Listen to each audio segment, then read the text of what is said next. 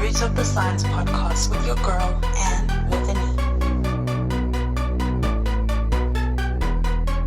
Hello, everyone, and welcome back to another episode. In fact, the last episode of the year. Yes, you heard right. We are going on a little production break just for a few weeks so that I can get some time off and come back rejuvenated for the year ahead. So now I just wanted to take this time once again, I'm always here with the thanks and the prayers to just say thank you so much for the support this year. It was year one. We are 10 months in now, in fact, and the support has been overwhelmingly amazing. And once again, this show would be nothing without each and every one of you who have listened, even if it's for 30 seconds, because that counts as a listen on Spotify. Yes, so as long as you've listened, it counts as a stream. So thank you so much. And most importantly, thank you so much for the people who keep coming back. I appreciate you, and all of my guests were in the beginning of all of this. Now let's get back to today's show, right? We're going to end it off with a bang. In this episode, my guest is Yanga Mdleleni from South Africa. She is a PhD candidate in virology. In this episode, she tells us the main reason of why she got into STEM, specifically HIV research, is because of a close family member who was diagnosed with the virus. With this emotional experience, she was determined and even more curious to understand more about this virus. With the unwavering support of her mother, she pursued her passion and went on to pursue a degree in STEM, specifically in HIV research. She takes us through her academic journey, especially the hard transition from high school to university. We know how that is, right? Currently, she is a PhD student, and her research is on the immune response to HIV and HPV, commonly known as a human papillomavirus, which causes cervical cancer. Yanga tells us more about her involvement in this research and why it is so important. Further, we speak about the non-profit organization she founded called the Nguta Foundation, aimed at assisting youth, which was inspired by her grandmother. Lastly, we delve into how she's dealt with personal losses in her family this past year. I ask her how she thinks academia can be more sensitive to students and how a supportive environment is so important, and how can this environment be created. Sometimes losses takes a major toll on one's academic performance as well as mental health. This was an absolutely wonderful conversation, a great way to end off the year. Take a listen. Hi Yanga, welcome to the show. Hi, Anne. Thank you so much for having me. After so long of trying to get this started, so glad it's finally happening. Yeah. No, I'm just glad that before the year ends, I have you, Definitely. I'm glad to be here. Have you. So please just give everybody a brief introduction about yourself, where you currently based, and what are you currently doing? So my name is Yanga Mdleleni. I'm Xhosa. Yanga is a Xhosa name, which means may God. It's taken from a prayer that says, may God be with me. So it's Yanga Inkosi Ingabanam.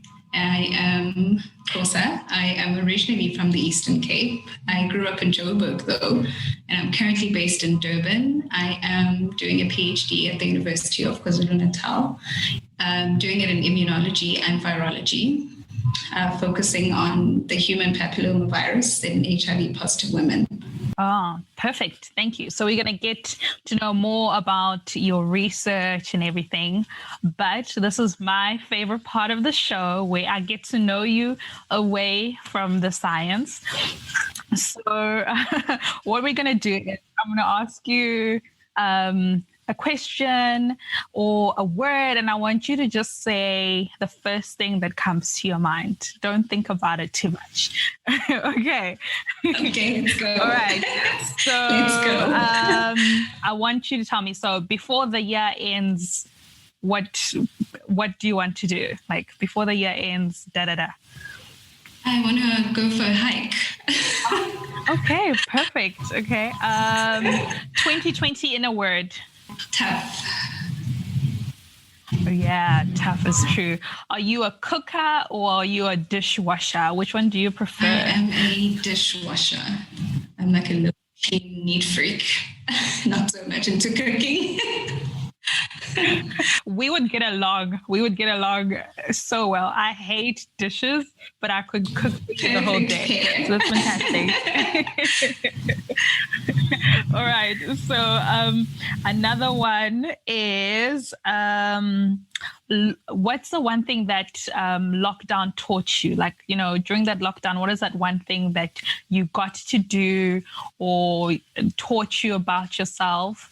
I spent a lot of time with family. So it taught me, I think, the importance of family, because I think we're all stuck together in the same place. And I spent it a lot with my siblings. So we got along. There's, you know, siblings rivalry at some point, or you don't get little petty issues, but it really taught me a lot about my siblings and my family. So now it's like appreciating qualities, like what you're saying about a dishwasher and the other one cooking. I've seen all of that working out. We've kind of come up with a system as we were spending time together. So yeah, I just started appreciating them more. I think that's the beauty of 2020, you know, apart from everything that might have gone wrong, of course, but I think the time that we got to spend with family is pretty amazing. And I think it just allowed people to come together and spend those weeks together with nowhere to go. Sometimes you didn't enjoy it so much. You wanted to go for a run. Yeah, and you couldn't. Yeah, so no, that's great. I love to hear that. That was so much fun getting to know you away from everything else. This is like speed dating, but like you don't have to think about it. Yeah, you don't have to think about it. So yeah, so much fun. Yeah, definitely. So Yanga, now we're going back to you as we progress. Just the usual question: how did you even get into science? You know, was it something that you always wanted to do? Or was it something that you just kind of stumbled yourself into? Just give us, you know, the backstory. So I think I actually stumbled into it, or I was led into it. When I was growing up, one of my closest uncles was diagnosed with HIV. Then it progressed, and he ended up having HIV and AIDS. So this was way below the rollout of antiretroviral therapy in South Africa. So I used to spend a lot of time with him and just watching his body change and this virus transforming his body, from the hair loss, the weight loss, all these other painful, excruciating things that he was going through. So I would be very curious. I mean, I would ask myself all the time, what is happening? What is this thing that is causing you to change so much? And at that time, I mean, not so much was known about HIV. So there was a lot of stigma and discrimination, and he would mostly be isolated from the community. And it's a rural area. So this was in a small town called Mount Frere in the Eastern Cape. And at that time, people knew so little. And even you being around somebody that was sick was like, oh, you need to stay away, you're going to be sick. But people knew so little. And I was very young. I think I was like 9, 10. But I was very curious, and I spent time with him just trying to understand, what is this thing?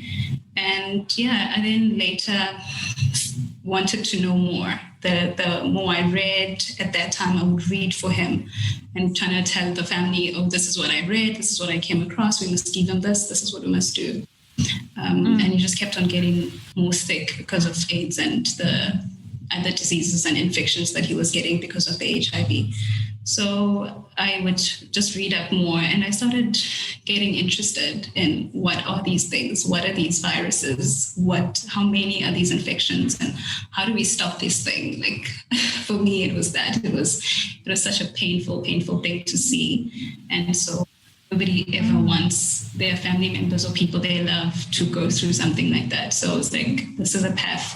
I feel like it's a calling, and I feel like it's for a good purpose, because this is somebody I was really close with.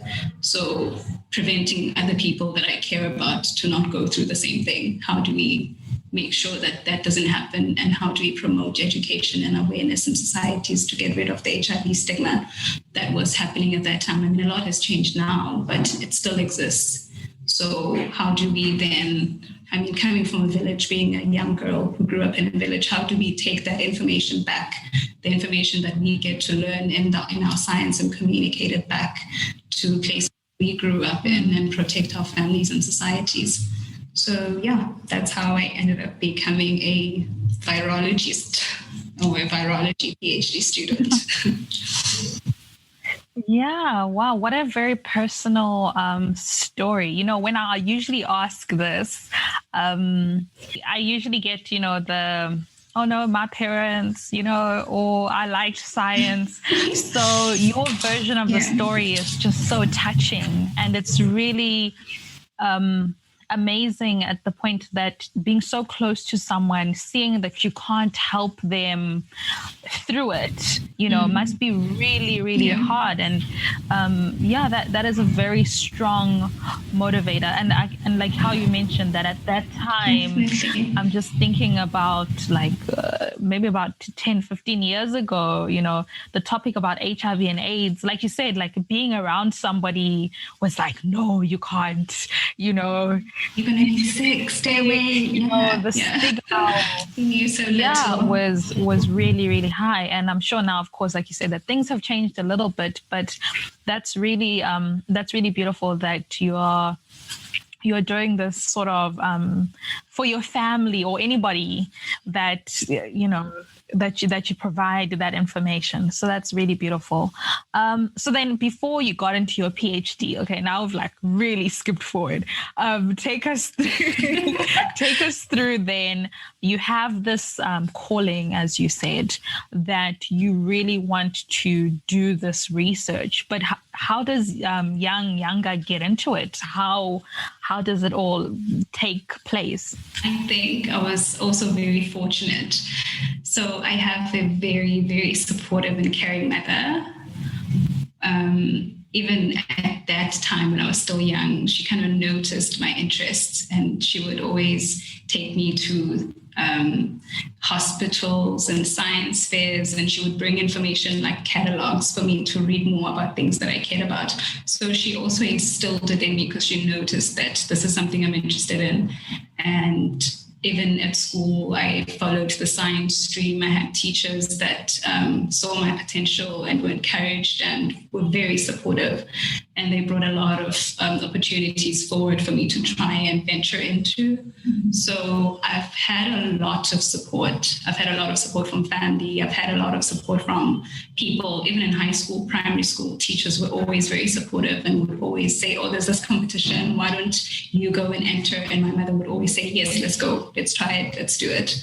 So I've had a lot of support, and even from high school straight into university, still very curious.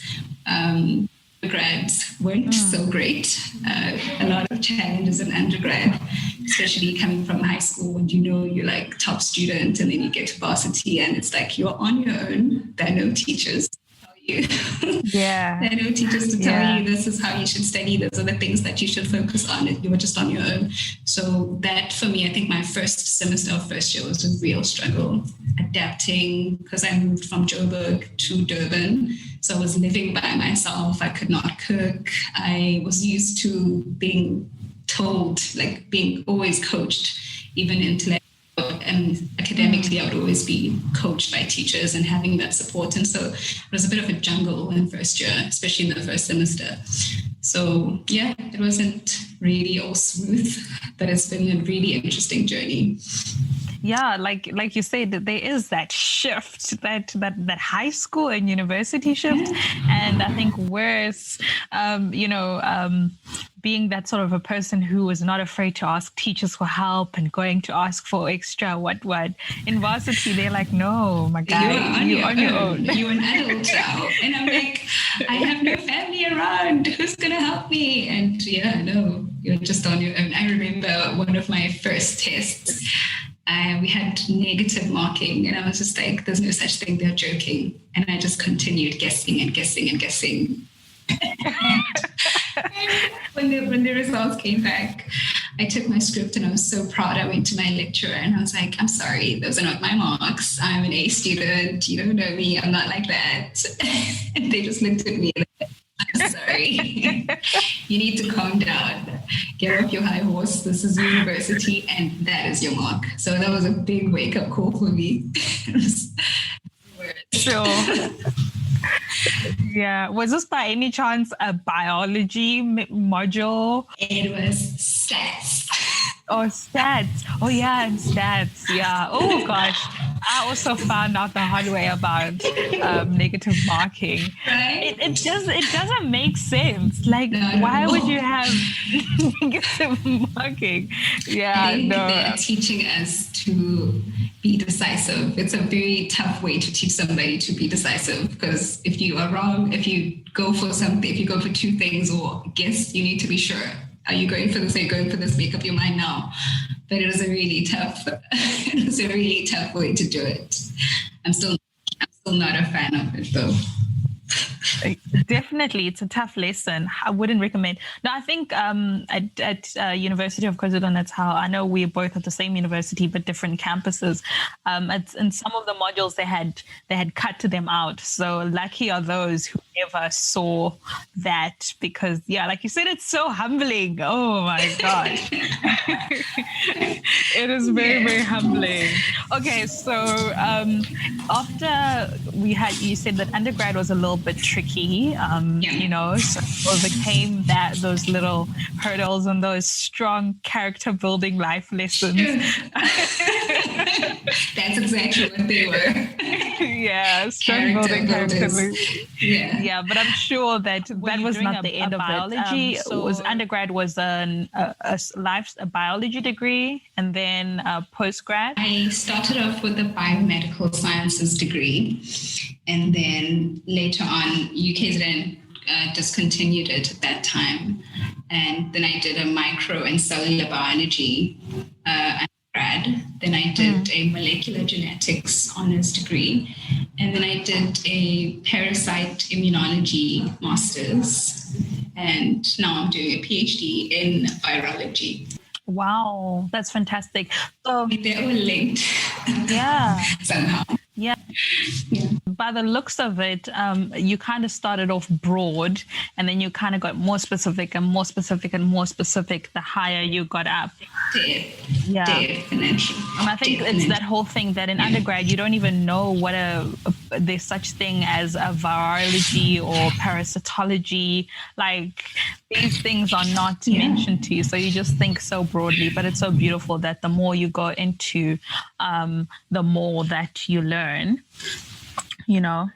And speaking of your PhD, you are doing you mentioned briefly in your introduction, but I'm just going to remind all of us that your research is on immune response to HIV and HPV, which causes cervical cancer. Can you please tell us more about this, and why is it so important that you're involved in this research? My favorite topic. So my research is on the human papillomavirus, which is HPV. It causes cervical cancer, as you've already said. So we've seen that a lot of women that are living with HIV are actually, now the latest report from the WHO, the 2020 report, says that they're 6 times likely to get cervical cancer than women that are HIV negative. So this is because of the complications that come with the HPV infection itself. So because HPV is very common and there are different types, a lot of people can get it once they're sexually active. But normally your immune system clears that infection over time. But for women who have had some form of immune compromisation, or women living with HIV, even if they are on antiretroviral therapy, they've been shown to have higher cases of progression of HPV disease, which leads them to precancerous lesions or like precancerous wounds that need to be treated. So once they've been treated, most of them have treatment failure. So they would have these lesions removed, and then most of them would have them come back again. And another thing with HPV is that it's even the infections are actually, the types of HPV infections are higher in women living with HIV. Even though there's a vaccine, a lot of countries, especially in sub-Saharan Africa, we have a lot of HIV and HPV cases.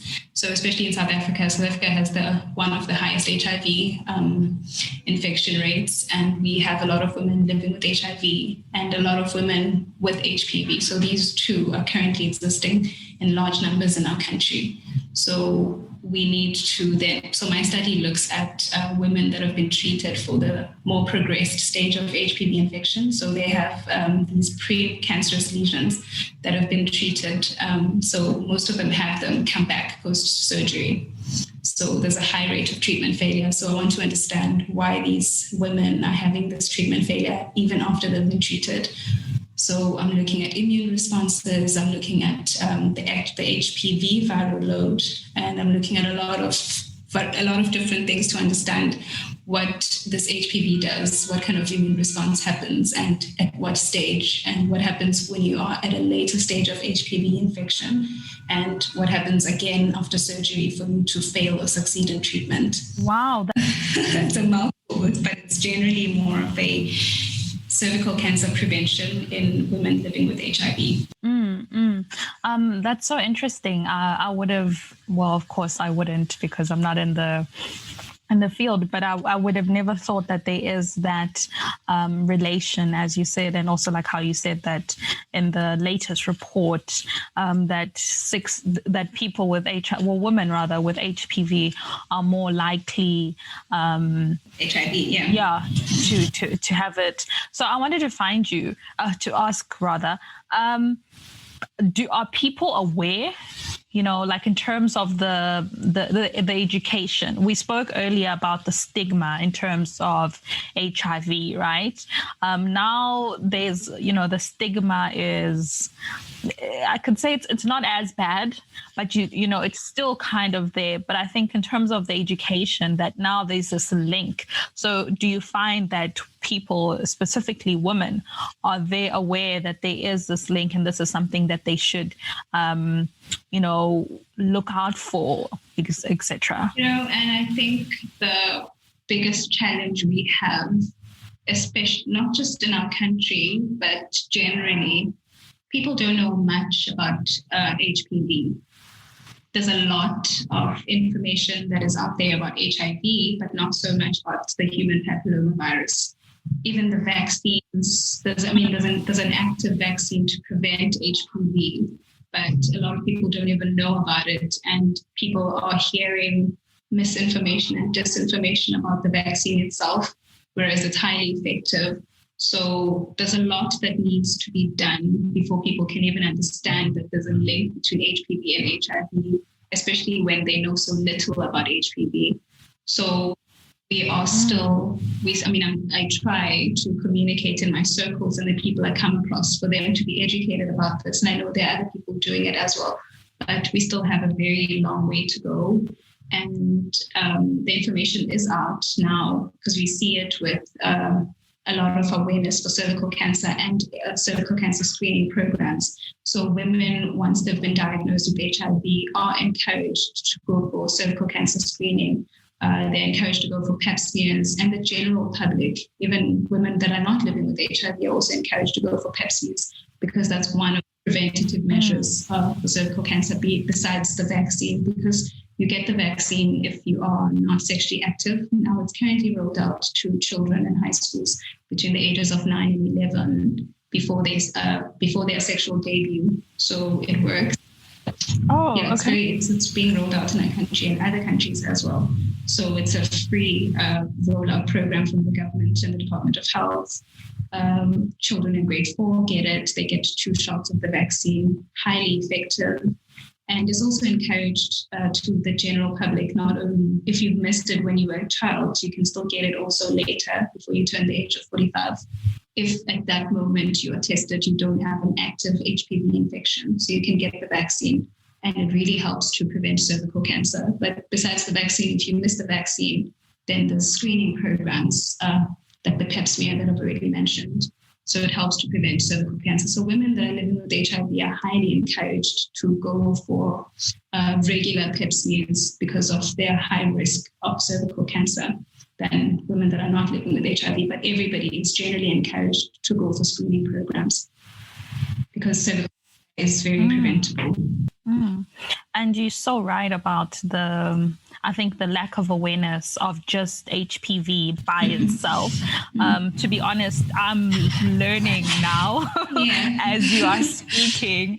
I did not even know that, the government is rolling out these vaccines for young girls. I didn't know that. I also didn't know that you can get it again. So it's I'm just here like, oh, okay, because I think we own in terms of I think most people, we just think of HPV and we think and we don't know the like you said, there's so much misinformation and we don't know the facts. I think that's the thing with most things that people are afraid of. You tend to listen to more of the fear mongers and not to the people who are telling you the facts, like, hey, actually you can do this and you can do that and you can do that. So it's really great that we have people like you who are communicating and you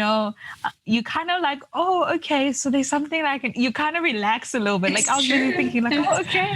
Because once a person hears virus, it's like, oh, I'm dying.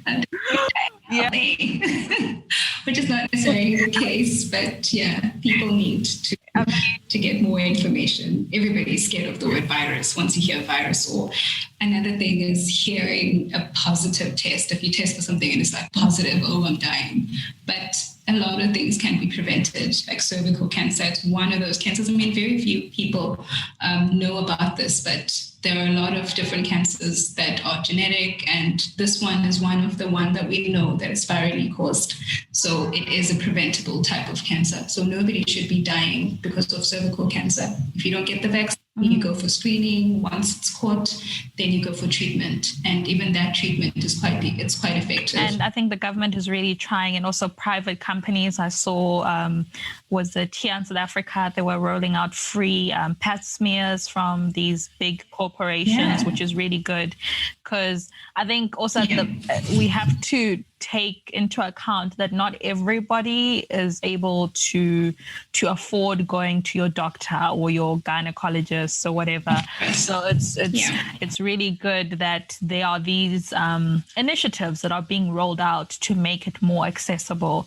And just to add a note on what you said, that everybody's scared of virus. I mean, we're in 2020. We all know what the word virus means. Like, it's so true. 2020 has taught us a lot. I don't think we're afraid of the virus, but this year, everybody, like, if virus, you just think, corona. So it's really good that. But I hope that doesn't make us take it lightly, because a lot of people are not taking COVID-19 really seriously. Yeah. So I hope hearing a virus doesn't make you think, oh, it's just COVID. It's not just COVID. Virus, and it should be taken seriously like any other. No, definitely. In times of change. Definitely. I think the word that you asked about 2020, it should have been virus. That's what should have come into my life. You can change. I'll allow. See, we're going back to that needing to be decisive. Multiple questions again. Yeah, no, definitely. No, but this time around, I'll allow it, for the sake of, like, it's no negative marking. You will get your full marks at the end of this interview. Please. Yeah, no, that's really great. So apart from this research, Yanga, you can just hear how passionate you are about your research, number one. And also, I think the common theme that's coming around is that you really care for people, like how you spoke about your uncle, and now you really want to get involved in terms of educating people. So I think this translates really nicely because you founded a non-profit organization called Nguta Foundation, aimed at assisting youth. So I just wanted to ask you, when did you start this, and also why, and what does this foundation actually do? So the Nguta Foundation is named after my great-grandmother, called Nguta Mdleleni. I think she even started this work before we even knew the term foundation and all these other things. She was she lived in a small town in the Eastern Cape, in Mount Frere, in a rural town in the Eastern Cape. So a lot of people from the neighboring villages and areas in the small town would need to get a job or come and study in town. And her house was right opposite a high school. So she would host a lot of people that came from faraway villages who needed a place to stay. She built numerous flats for them to come and rent. Others couldn't afford rent, so they ended up living there for free. Others came for school, others came for work.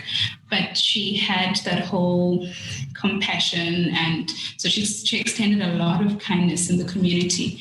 And I mean, we used to see it a lot at home when I was young. I remember every time I was with my great-grand, there was always a gogo or an auntie that we didn't know that was new, or there were other young people, or this is now your cousin, someone you've never met before is called your cousin for that period because they live there, and we would have dinner together or just live in the same house. So it's just the kind of work that she started. But I mean, she later on started a funeral burial service or funeral parlor that she started with some of her other women in the village who struggled to bury their children or husbands. So it was specifically for widows who couldn't afford. So they would go around asking people who had money in the community to fund these funerals and assist women that were in need at that time. So having seen her work and all the amazing, amazing work that she's done, I mean, she passed on in May this year. So having seen all the work that she had done, I became very motivated also, but different. I mean, also being personal for me, I extended that kind of service and community service to people that were my peers or people that have gone through things that I've gone through as well. I mean, for her story was personal, and her way of serving the community was things that she had gone through. She struggled burying her husband due to finances, so she thought no woman must ever go through this. And she started her own way of assisting women and people who've walked in her shoes or similar situations so that they wouldn't. So that motivated me to do something for people, like making it personal again. So knowing that I was once young, I was a youth, I was a teenager, I struggled. I mean, still I am a youth, but I was once a teenager that struggled with certain things, with acceptance, with finding my voice, with finding myself, needing mentorship. So I thought I would do something like that. I would extend the same kindness and compassion in the community and service and help people that are young, like helping the youth find their voices, have mentorship. So I started it in 2017 officially, but it's work I had been doing even in high school. I would always be mentoring somebody or helping somebody with their schoolwork. Now I help them with high school work, deciding what path to follow, whether it's science or accounting, finding mentors to assist academically and personally. So it's like a big sister, big brother program that we work on. But I mean, it was inspired by a really wonderful woman. So it does affect communities and parents as well. So it's not just the youth that we focus on. It's how, because of the personal touch in it, that you are being personally mentored. So whatever challenges you're experiencing at home will definitely affect everything. So we try and offer that holistic care and service for everybody else that is in the program that we are helping. That sounds amazing. And what a great way to pick up like sort of the baton after your great grandmother. Yeah. You know, just hearing what she said in terms of what she used to do. And I think wherever she is right now, she's smiling down and she's proud. I hope so. She's going to give me a hug at some point. And she's proud of you, you know. Like, I'm sure even now, like, she's probably listening. She's like, that's my girl. You're putting tears in my eyes. I'm very emotional. You make me cry. No, it really was. It really touched my heart. I just wanted to ask you then, where do you do this work? Is it based in Durban? Who are some of the people? You said that so I'm assuming that there's other people who are involved. Just talk us through that a little bit. Yeah. So it's mostly focused in rural areas and in townships. So I've lived in Soweto before. So I have people that are in Soweto that are helping out in schools and the community that side, in Protea Glen, in Protea North, in Soweto. I have people in the Eastern Cape and Mount Frey and Zolo as well that are helping out in communities there. And I do some work with schools here in Durban as well when I do get the chance. But also most of the work is academically related. So we would find some mentors, somebody who's good in maths and has time and can help students out. That person goes and helps in their community. If someone is good in geography, whatever that the students need help in. So it's mostly STEM related subjects or any other subjects that students are currently embarking on or studying, and they would get the support. But also we wanted somebody who was physically there because of that big sister role that the program offers, so that you are physically there to help out, speak to them, help in any way that you can when you're physically there. So it's been a bit of a challenge for me to go to all these other places because I'm fully based in Durban, especially this year because we couldn't travel much. But in other years, I do travel and we have a WhatsApp group, we communicate, and we're currently always checking it on each other and just encouraging each other. That's beautiful because it's very far reaching. I think if somebody's listening and doesn't know South Africa, South Africa has got 9 provinces. And in your mention, just to give context, she has described that she is in 3 different provinces. So she that are very, the differences are very, very far. So you can Google that if you are interested. Yeah.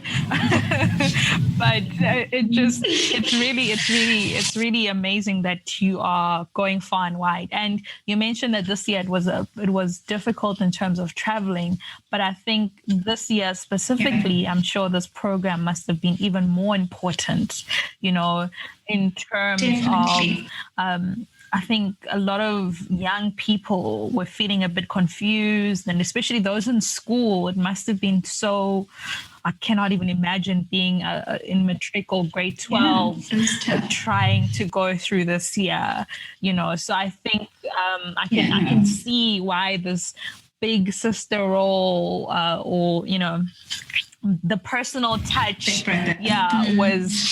is so important, and why, like you said, that it's like just thinking about how you described your motivation earlier, you can truly see that you're keeping the theme the same, like how your grandmother did. So I think it's really fantastic. So if somebody wants to help out and they're listening and they're like, wow, Yanga, you're doing some really amazing work, how can they get a hold of you? They can find me on Twitter, Yanga_MD, and I respond to DMs that are appropriate.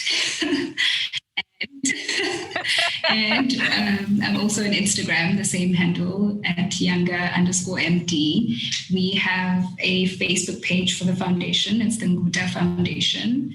And I'm not on Facebook. And my email address is my surname, Mdleleni Yanga, the number 1 @gmail.com. And people can reach out. And even if they want to be a part of it and join other sites that we have and help in their communities, they're obviously welcome to join. The more, the merrier. Fantastic. So you all heard, please send her appropriate DMs. She replied to mine. So if you're going to be creepy, she's not going to reply, but please. So if you want to get hold of her and all of these other platforms, do so. I highly recommend. You can hear how motivated she is. Before we close things off, Yanga, you are in your PhD. What year of your PhD are you, if you don't mind me asking? Ooh, so tricky. Officially, I'm in my second year of my PhD for this program, but I started the PhD journey in 2018, and I had to change supervisors and change programs. So I officially started this research last year. So I'm in my second year of my PhD. All right. So, well, that just brings in what I was about to say. Is that in a PhD journey, it is tricky. I've only just started a couple of months ago. Yes. And it showed me flames already. I've cried my set of tears already. Yeah. So I can just imagine, we all know, the people who don't know, how hard it must be. Yeah. And like you said, that it hasn't been easy, just even hearing the whole change of supervisors thing. Mm-hmm. But also for you, on a more personal note, you had some loss in your family. A lot. So, so I just wanted to ask you, and I'm sorry for that, by the way, how do you think academia can be more, sensitive to students? Because we all know that sometimes in this thing, we've got a deadline and a scholarship, and it says that you're meant to finish within 3 years, and then you've got all of this pressure. So yes, sometimes they do say you're allowed to take time, but it's not a loss. There's no time limit to feel a loss. So I wanted to ask you, in your own personal opinion, how do you think the academics or academia as a whole can be more sensitive to when people go through major losses like that? Yeah. I mean, I think having to focus on your research, knowing that you have all these pressures, and yet life happens. You have days where you hear bad news, and that definitely affects your productivity. It affects your focus. It affects your mental health.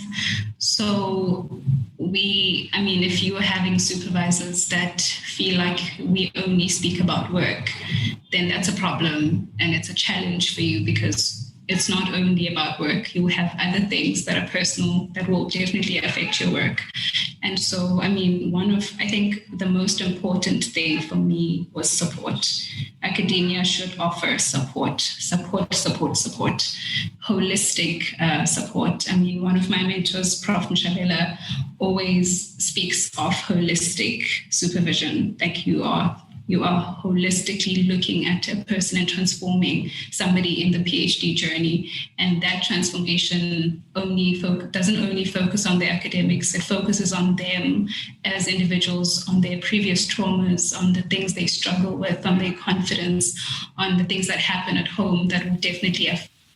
So if you're choosing to be he is a wonderful, wonderful supervisor. He speaks to his students about everything. If students are able to have that kind of support, knowing that you are having people in the system that understand that you are individuals, you are people, you have problems, same as how they have problems.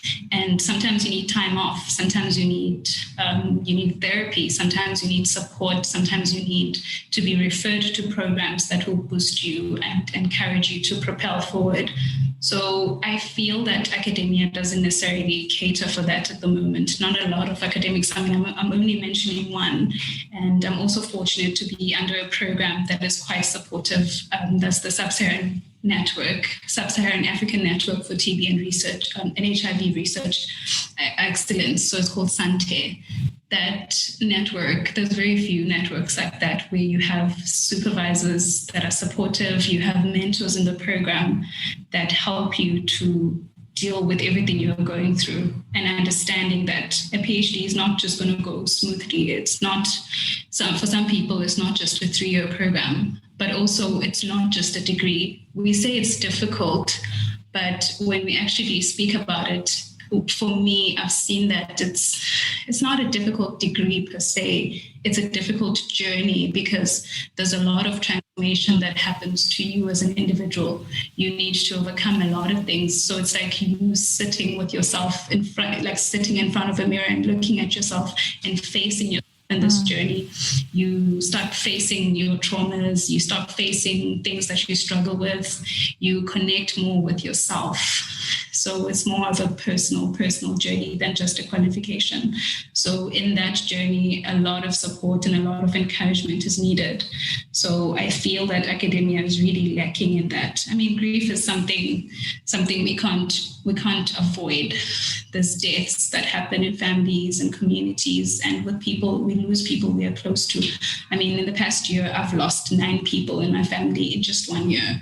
So on top of that, there's 2020, there's more deaths. So it's been challenging, but you have moments where you're able to work, you're fine, you're concentrating. Then you have moments where you remember those people or you remember the pain and you need time away.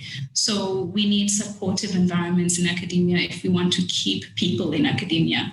We need very supportive environments that people know. You can't give someone a week and say, go grieve and come back and be productive. It doesn't work like that. So we do need a lot of understanding mentors and supervisors that can, even not only just dealing with emotions and mental health issues, people that will say, oh, I came across this person who's in your field, collaborate, reach out, talk to them, people who are able to do those things, because that is a mental health boost. If you see yourself doing well, you see yourself being supported, then chances are you're going to be achieving better and even more than you would if you weren't in a supportive environment. So there's a lot of transformation that is needed in academia. We have a long, long way to go. Yeah, you've spoken on so many important parts, but first and foremost, I'm so sorry about your losses that you've experienced in your year. And it describes why you said that 2020 was really tough. So yeah, it's been a tough year.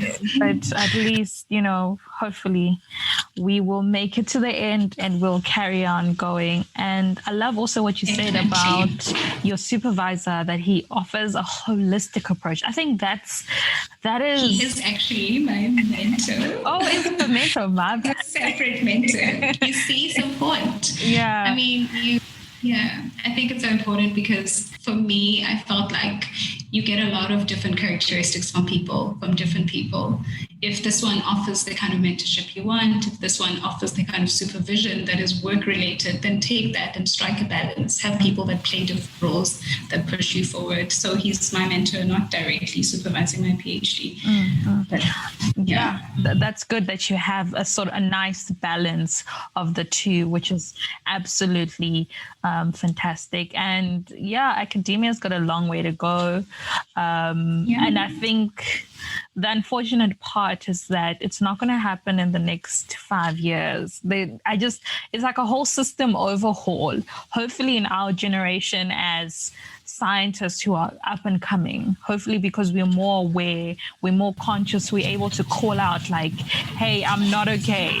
Like, I just need time. I think in the past, because there was a lot of stigma to mental health and to saying that you're not okay was not right because it means that you are weak. Or Definitely. So I think nowadays there's so much strength rather than saying actually I'm struggling, even though you might see me like achieving all of these things, but I'm not okay and I need to take time off.